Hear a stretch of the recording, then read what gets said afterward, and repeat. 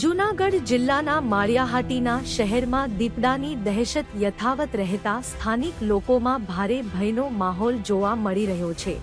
શહેર વિસ્તારમાં એક વ્યક્તિ પર દીપડાએ જીવલેણ હુમલો કર્યા બાદ સમગ્ર વિસ્તારમાં ફફડાટ ફેલાઈ ગયો છે। ઘટનાને 24 કલાકથી વધુ સમય વીતી ગયો હોવા છતાં વન વિભાગની ટીમ હજુ સુધી દીપડાને પાંજરે પૂરવામાં સફળ થઈ શકી નથી।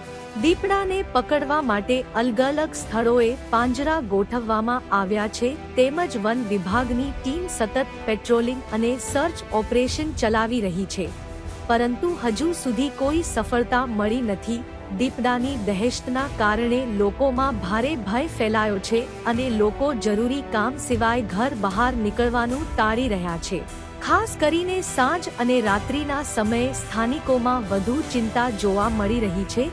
વન વિભાગની કામગીરી સામે હવે અનેક સવાલો ઊભા થઈ રહ્યા છે।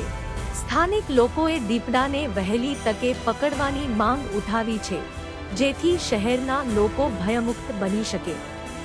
વન વિભાગ દ્વારા પણ લોકોને સતર્ક રહેવા અને દીપડો દેખાય તો તાત્કાલિક જાણ કરવા અપીલ કરવામાં આવી છે।